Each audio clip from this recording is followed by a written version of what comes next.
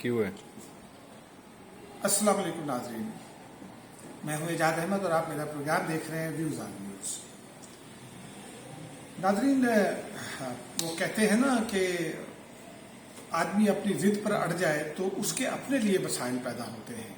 शायर ने कहा, लो आप अपने दाम में सयाद आ गया।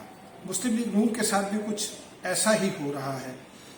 मुस्लिम लीग नून पिछले काफ़ी अरसे से पॉलिटिकल शोविनिज्म जो टर्म है अंग्रेजी की, उसके मुताबिक अपने आप को वो सबसे बड़ी जमात समझती है और बाकी सब जमातों को मेरी अपनी राय में, हो सकता है मैं गलत हूँ, वो उनको तुफैली समझती है और ये चाहती है कि सारे उसके अहकामात पर अमल करें।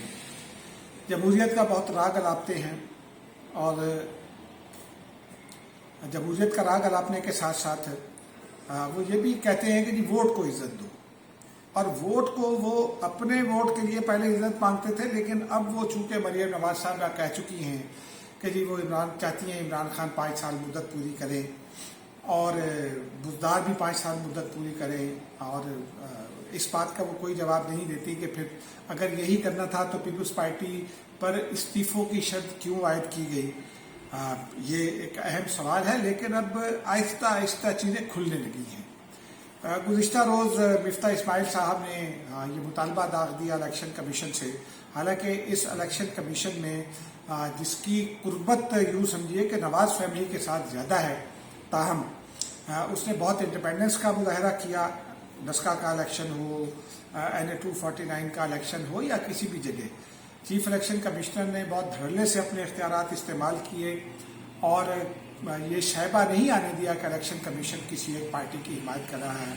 उसके बावजूद मिफ्ता इस्माइल साहब की जानिब से जो मुतालबा किया गया कि वोट सिर्फ पुलिस की तहवील से लेकर रेंजर्स को दे दिए जाए, रेंजर्स को फौज का ही अदारा समझा जाता है, तो वो अब उनके ऊपर बहुत तनकीद शुरू हो गई है। पीपल्स पार्टी भी बुलंद आहंग उनसे ये पूछ रही है कि फिर अगर ये सब कुछ करना था तो हमारे साथ ये क्यों किया गया। अब इसका जवाब तो मुस्लिम लीग नून देगी, लेकिन नाज़रीन एक और इशू पर भी थोड़ी सी बात करना मकसूद है। वो फिरदौस आशिक अवान साहिबा का जो कल का क्लिप है, उसमें एक तो कमाल ये किया गया कि जो बाद के मनाजिर थे वो पहले जारी हुए सोशल मीडिया पर और फिर पूरी वीडियो क्लिप बाद में आई। उसमें नाज़रीन हो सकता है फिरदौस आशिक अवान ने गलत रवैया इख्तियार किया हो, ज़्यादा सख्ती का मुजाहरा किया हो, लेकिन मैं और आप रोज़ इस तजुर्बे से गुजरते हैं कि जब भी किसी ब्यूरोक्रेट के पास कोई हमें ज़रूरत पड़ जाए, कोई हमारा जायज़ काम भी अगर फंस जाए तो कैसे हमें वो दलील करते हैं, उनका रवैया क्या होता है। अब आप देखिए कि 17 ग्रेड की एक अफसर, उसका रवैया ये है कि वो मामिन खुसूसी वज़ीर आला पंजाब जो हुक्मरान हैं, एक तरह से हुकूमत में हैं, उनको वो कहती है कि जी आप ज़रा जो है ना दूसरी तरह सही तरह से बात करें। यानी कि आपके हलके में अभी हमारे दोस्त हैं, मेरे कुलीग हैं इमरान, उन्होंने ये मिसाल दी कि अगर 50 दुकानें हैं तो क्या 50 दुकानों पर फ्रूट की क्वालिटी कंट्रोल और क्वालिटी इंश्योरेंस जो है वो असिस्टेंट कमिश्नर साहिबा की जिम्मेदारी नहीं था यकीनी तौर पर। और फिरदौस आशिक अवान इसी हवाले से बात कर रही थी कि ये जो आवाम को 2 नंबर फ्रूट 1 नंबर के रेट पर बेचा जा रहा है, उसी पर जाहिर सी बात है वो उनका इलाका है, उनको गुस्सा भी आना था, ये गुस्सा आना फितरी था। तो अगर जो असिस्टेंट कमिश्नर है वो सिर्फ यही कह देती कि मैडम हम अभी इसका नोटिस ले रहे हैं और कार्रवाई करते हैं, तो मामला खत्म हो जाता था।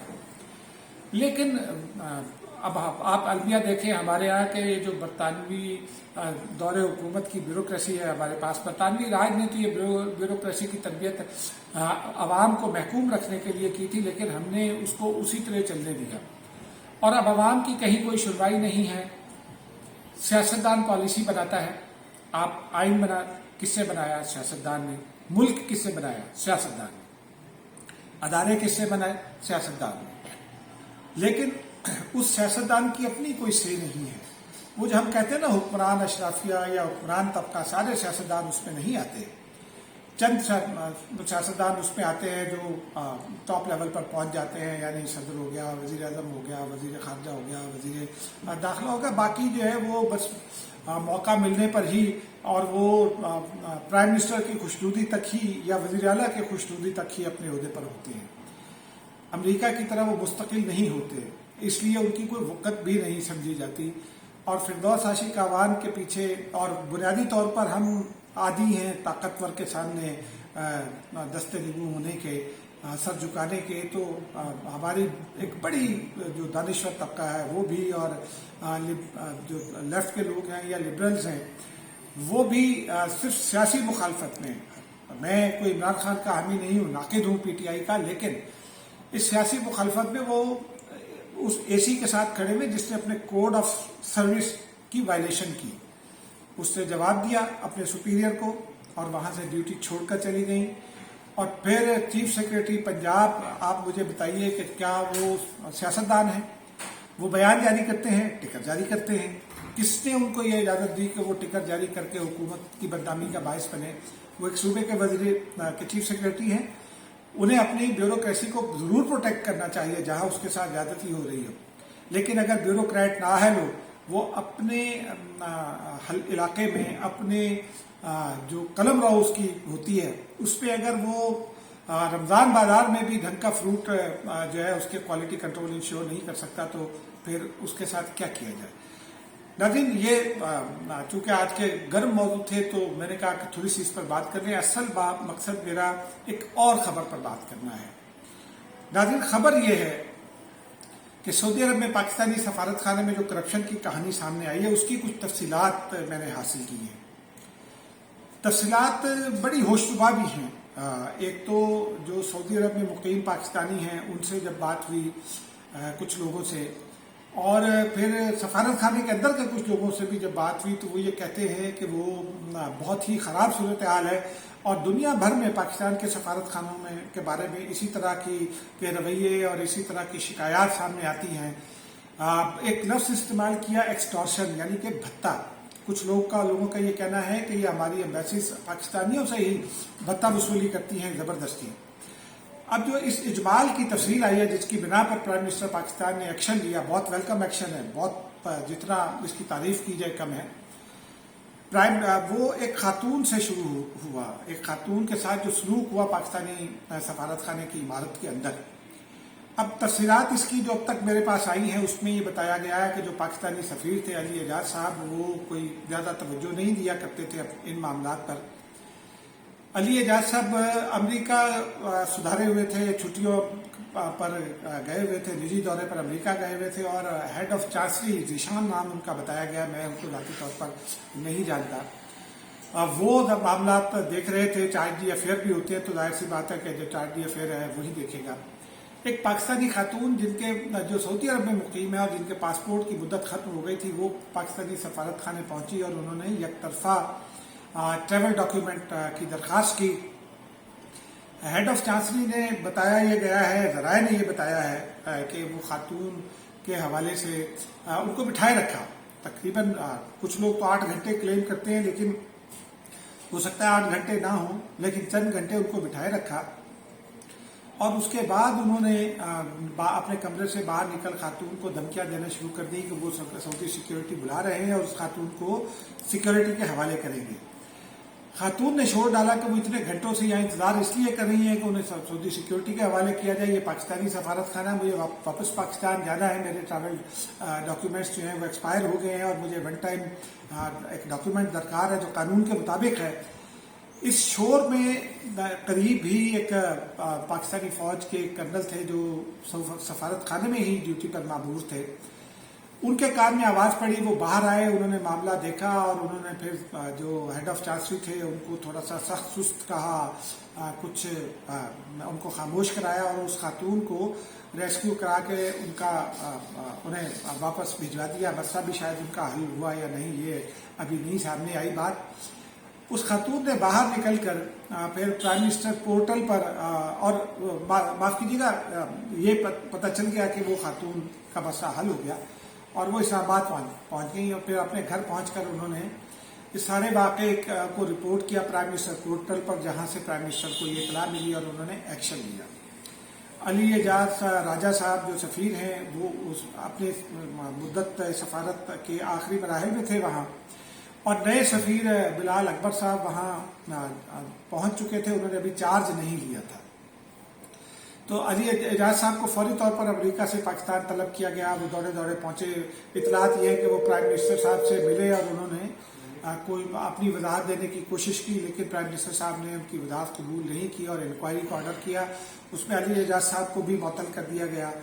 پرائم منسٹر آف پاکستان کے آفس نے دفتر خارجہ کو ہدایت کی کہ سعودی عرب میں ابتدائی تحقیقات میں یہ بتایا گیا کہ جدہ کانسولیٹ میں کوئی شکایت اس قسم کی نہیں تھی، اور چونکہ نئے سفیر نے چارج لینا تھا تو اس لیے ریاض میں سفارت جو سفیر کا آفس تھا وہاں اس کو بند نہ کرنے کے احکامات دیے اور جدہ کانسولیٹ کو بند نہ کرنے کے احکامات دیے، اور پھر یہ ہدایت کی کہ باقی تمام سفارتی مشن جو سعودی عرب میں ہیں انہیں بند کر دیا جائے اور سارے عملے کو PN تک پاکستان واپس بلا لیا جائے.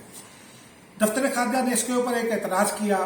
انہوں نے پرائم منسٹر آفس کے ساتھ ایک طویل خط و کتابت ہوئی اطلاعات کے مطابق، اور پھر دفتر خارجہ کی بات کو پرائم منسٹر آفس نے سمجھا اور اس کے بعد ابتدائی تحقیقات کر کے 6 لوگوں کو واپس بلایا گیا ہے جن کے بارے میں یہ شکایت عمومی طور پر پائی جاتی ہے کہ وہ اس سارے کام میں ملوث ہیں اور عوام کو جو پاکستانی لوگ ہیں وہاں ڈائسپورا اس کو بہت ستاتے ہیں جب بھی کوئی کام پڑتا ہے. ناظرین، اب ہوا یہ ہے کہ پرائم منسٹر انسپیکشن کمیشن کے سربراہ ہیں ابو عاقب صاحب، ان کی سربراہی میں تحقیقاتی کمیٹی نے تحقیقات شروع بھی کر دی، ابتدائی رپورٹ بنا لی ہے اور دائرہ وسیع کر دیا ہے.